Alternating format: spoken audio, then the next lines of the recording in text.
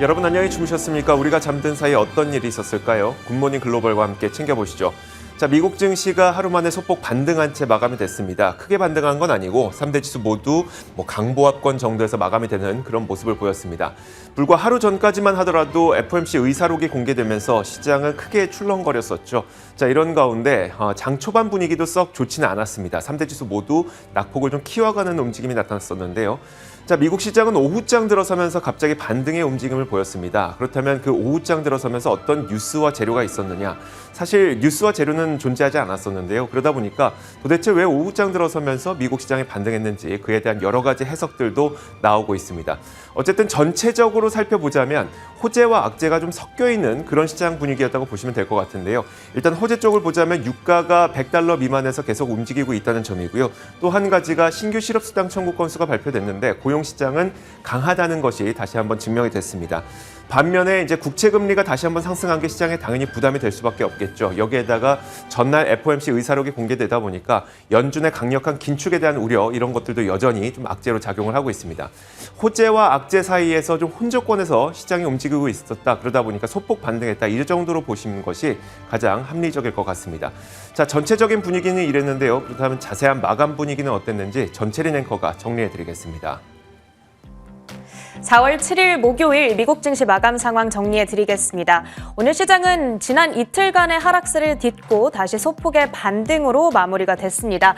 3대 지수는 각각 0.2%, 0.4% 그리고 나스닥 지수 강보합권에서 마무리가 되는 하루인데요. 어제 나온 FOMC 의사록 내용을 소화해 나가는 과정을 거치는 하루였다. 이렇게 평가해 볼 수 있겠습니다. 그렇게 평가해 본 이유는 10년물 국채금리가 계속 오름세를 나타내고 있기 때문인데요. 오늘도 10년물 금리는 현재도 6bp가량 올라서면서 2.66%까지 이제 올라와 있습니다. 계속해서 3년 내 고점 수준을 키워가고 있는 금리가 되겠습니다. 오늘 나온 경제 지표도 한 가지 보겠습니다. 이 매주 목요일에 발표되고 있는 미국의 주간 신규 실업수당 청구 건수인데요. 기록적으로 낮은 수치가 이번에 발표됐습니다. 총 16만 6천 건으로 발표되면서 보시다시피 1968년 이래 54년 만에 최저 수준을 기록했는데요. 그리고 전문가 예상치였던 20만 건보다도 낮은 수치였습니다. 그만큼 지금 미국의 고용시장이 굉장히 강하구나, 이 사실을 뒷받침해주는 데이터는 계속 나오고 있는 상황이 되겠습니다. 종합해보자면 FOMC 의사록의 내용을 소화해가는 과정 속에서 다음 주 시작될 어닝 시즌을 앞두고 어느 정도 관망하는 심리도 작용을 하고요. 그리고 원자재 시장의 진정세, 이런 강한 경제 지표가 어느 정도 이 막판의 투심을 지탱해주는 하루였다라고 평가해 볼 수가 있겠습니다. 그럼 이런 재료들 속에서 섹터별 등락 현황은 어떻게 나뉘었는지 확인해 보겠습니다. 오늘은 크게 하락한 섹터가 있지는 않은데요. 커뮤니케이션과 부동산이 0.8% 시장 대비해서는 약한 모습을 나타냈습니다. 금융 섹터와 유틸리티가 약보합 수준에서 마감이 됐고요.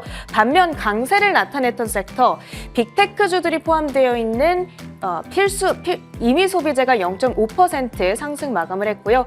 필수 소비재와 헬스케어, 이런 경기 방어주들이 오늘 다시 한번 강세로 진행이 됐습니다. 이 두 가지 섹터가 1%대의 급등을 기록했는데 자세한 그 종목별 분위기를 히트맵 열어서 확인해 보도록 하겠습니다. 경기 방어주들의 강세가 확연히 눈에 띄는 하루이죠. 헬스케어와 이 필수 소비재 섹터가 강한 흐름을 나타냈습니다. 특히나 헬스케어 섹터 내에서는 화이자가 4%대 급등했다는 부분 눈에 띄고요. 이 진단기기 업체인 TMO, 다나허 등과 같은 종목들도 오늘 4%대의 급등 기록했습니다. 이쪽으로 넘어와서 그 필수 소비재를 보자면 코스트코가 4%대 급등을 했고요. 타겟 역시도 6% 가까운 급등세였는데요. 코스트코는 실적 발표 이후에 눈에 띄는 움직임을 보여줬습니다. 3월 동일 매장 매출이 17.2% 급증하면서 강한 실적에 따른 매수세도 추가적으로 유입됐다고 평가를 해볼 수 있겠습니다. 반면 여기 위쪽에 위치해 있는 이 커뮤니케이션 섹터 내에서는 대부분의 종목들이 하락세를 나타냈는데 머스크의 지분 매입 소식에 따라서 굉장히 큰 폭 폭발적으로 급등했던 트위터 오늘 4%대의 급락세로 전환이 되는 모습 확인됐고요. 이미 소비재 섹터로 옮겨와서는 GM과 포드가 각각 2% 내외의 하락세를 기록했습니다.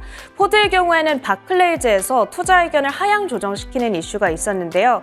올 들어서 포드의 주가가 매우 아쉬운 흐름을 보이고 있죠. 그런데 계속되는 반도체 공급난의 영향으로 남은 기간에도 주가가 별달리 반등하기에는 어렵겠다라는 바클레이즈 측의 분석이 전해지고 있습니다. 이 기술주 쪽에서 가보겠습니다. 기술주 쪽에서는 이 하드웨어 테마 내에서 HP의 주가가 오늘 15%대의 급등세를 시현해줬는데요. 버크셔 해서웨이의 지분 매입 소식에 따라서 강세를 나타냈습니다.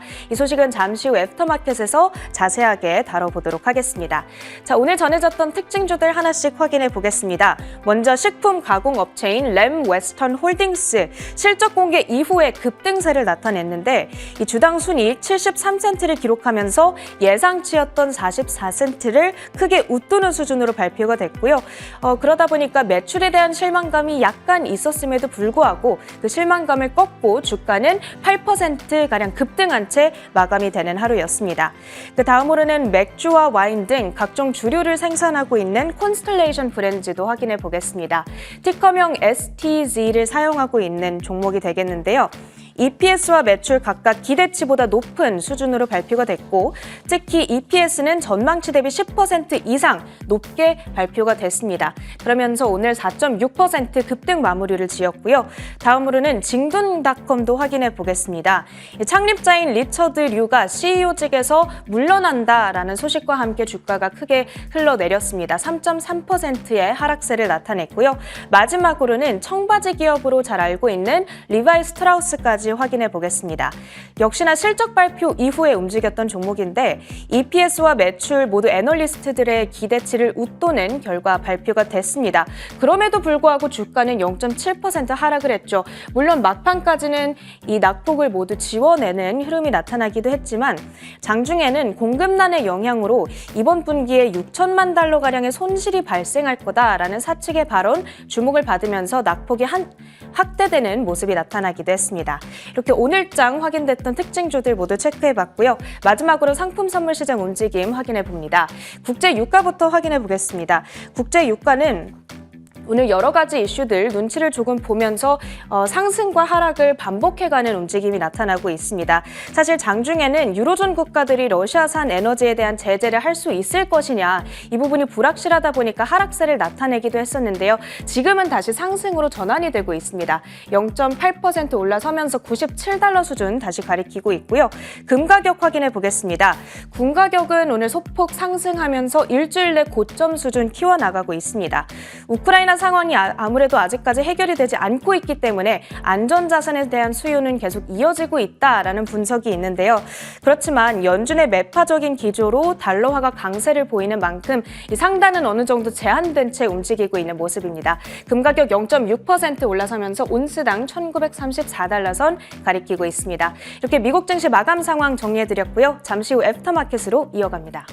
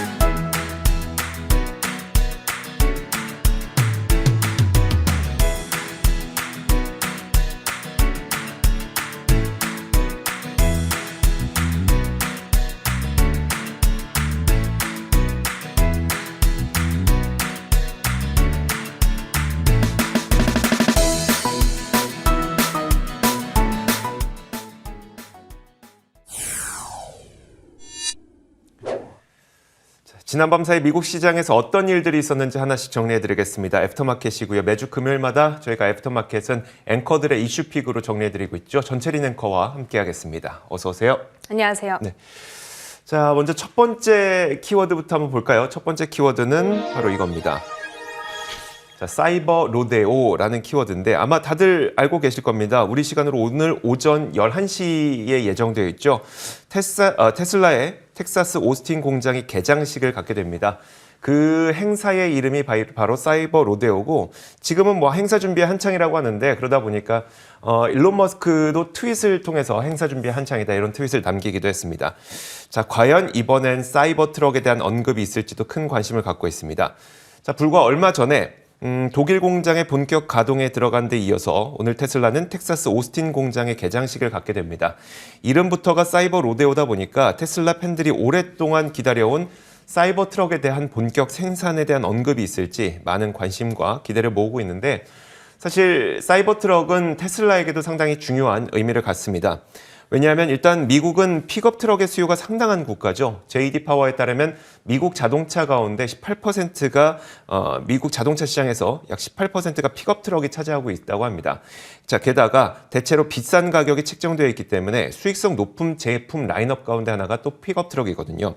자, 그래서 현재는 보급형 모델인 모델 3와 모델 Y 생산에만 집중하고 있는 테슬라에게 수익성도 높고 시장도 큰 사이버 트럭의 생산은 꼭 필요한 상황이긴 합니다.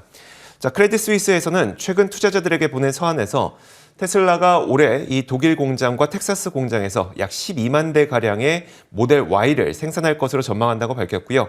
작년에는 프리몬트 공장하고 이 상하이 공장에서 약 93만 대를 생산했는데 테슬라는 연평균 약 50%의 성장률을 기대한다고 미리 밝힌 바가 있었죠. 팩트셋이 집계한 애널리스트 전망치도 여기서 크게 벗어나지 않아서 테슬라는 올해 약 150만 대 정도의 차량을 인도할 것으로 월가 전문가들은 현재 예상하고 있습니다. 이제 본격적으로 미국 시장 내에서 픽업 트럭들 간의 전쟁이 시작되는 건가 이런 기대감을 갖게 되는데 안 그래도 오늘 GM에서 생산 예상인 이 험머 픽업 트럭에 대한 새로운 뉴스가 올라왔더라고요. 그렇죠. 이날 CNBC는 GM 내부자들의 말을 인용해서 새로 출시된 이 험머 EV가 단순히 연료만 휘발유에서 전기로 바뀐 것이 아니라 아예 새로운 차량으로 태어나는 것이라는 내용을 전했습니다. 자, 그러면서 이미 한 6만 5천 대 가량의 예약을 받았고 예약 구매자의 80% 넘는 사람들이 비싼 모델을 주문했기 때문에 수익성도 상당히 좋을 것이라고 보도를 했는데요. 자, 그럼 뭐가 달라졌는지 보면 되게 좀 특이한 면이 있었습니다. 일단 WTF라는 버튼이 있는데 이 버튼을 누르면 뭐 제로백이 3초대를 기록한다고 합니다.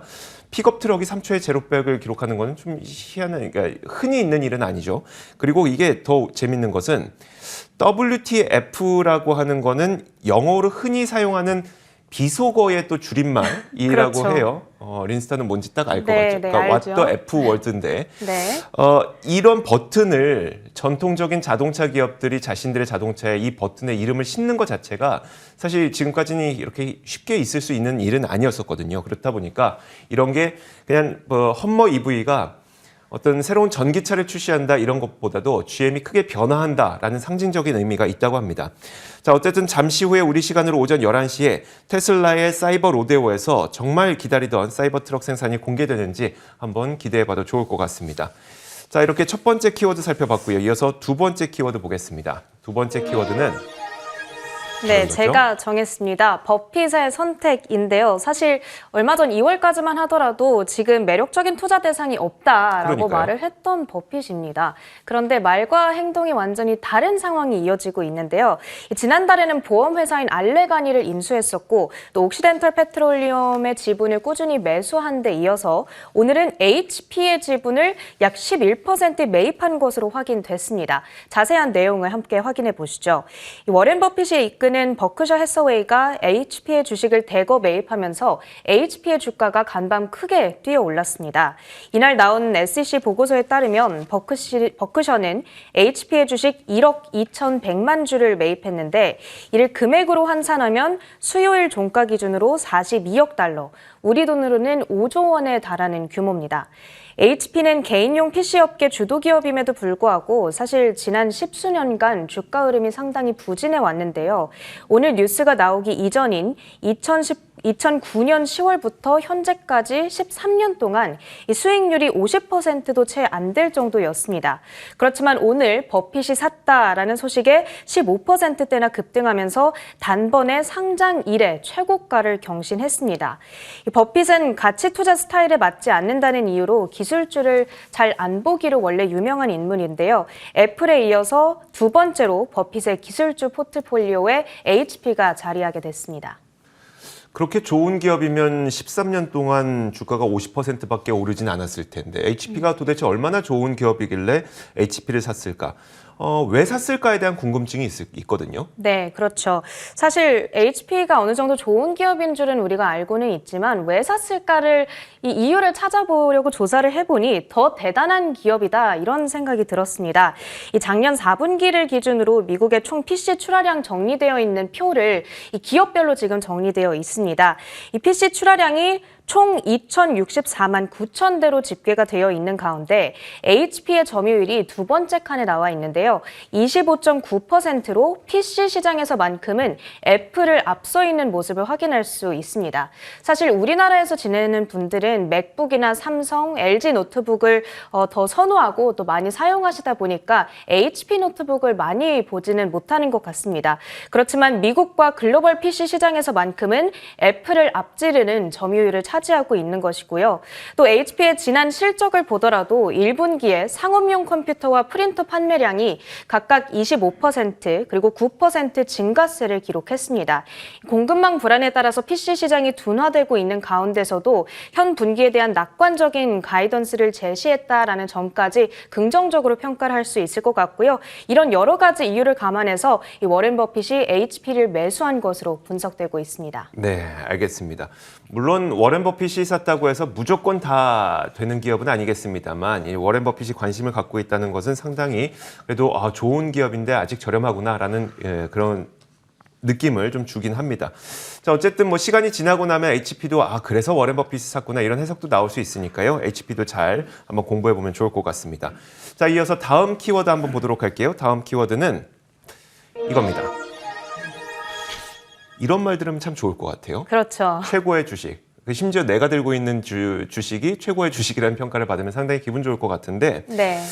요즘에 뭐 인플레이션이다 아니면 강력한 긴축이다 해서 시장이 참 어려운 국면이죠. 이런 와중에도 꾸준히 사상 최고가 행진을 기록하는 기업이 있습니다. 바로 코스트코인데 투자 전문지인 더스트릿에서는 코스트코는 현재 시장에서 최고의 주식이며 최근 사상 최고치를 기록하고 있는 것은 그 이유를 보여준다 이렇게 평가를 내렸습니다. 코스트코는 회원제로 운영되고 있는 창고형 대형 할인마트죠. 우리나라에서도 많은 분들이 이용하고 계실 텐데 코스트코는 특이하게도 매달 실적을 발표를 합니다. 분기 실적이 아니라 매달 실적을 발표하는데 자, 이번에는 3월 실적이 공개가 된 겁니다. 동일 매장 매출이 17.2% 증가했고요. 온라인 분야에서도 전월에 비해서 매출이 9.2% 증가하면서 안정적으로 커다란 성장세가 지속되고 있다는 것을 보여줬습니다. 자, 그러면서 코스트코의 주가는 이날 거의 한 4%가량 상승했고요. 사상 최고치를 경신한 겁니다. 코스트코는 특별한 테마성 열풍이나 뭐 그런 것 없이 정말 꾸준히 안정적으로 상승세를 보이는 주식이다 보니까 더스트릿에서도 월가에서 흔히 말하는 추세가 꺾이기 전까지 꼭 붙들고 있어라라는 말처럼 코스트코는 팔 이유가 없는 주식이다 이렇게 평가를 내리기도 했습니다.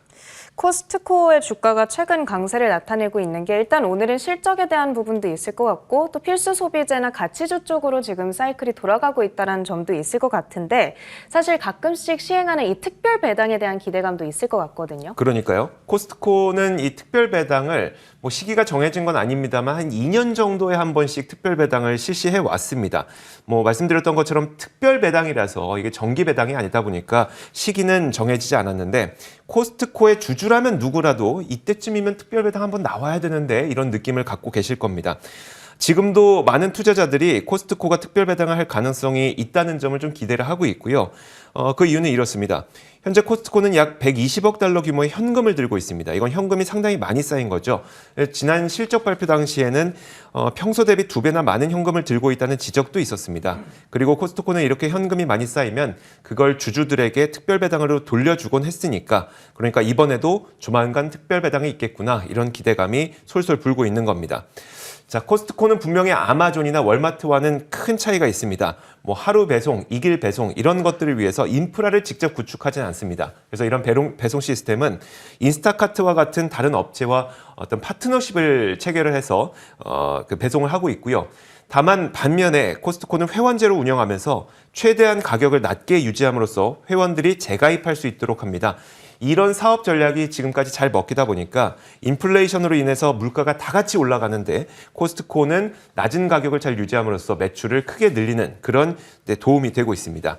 자, 코스트코도 여러분들께서 많은 관심을 갖고 계실 테니까 그런 가운데 좋은 뉴스가 나와서 또 한 가지 소개를 해드렸습니다. 자, 이렇게 지난 밤 사이에 있었던 여러 가지 이슈들을 3가지 키워드와 함께 살펴봤습니다. 애프터마켓이었고요. 전철임 앵커 수고하셨습니다. 고맙습니다.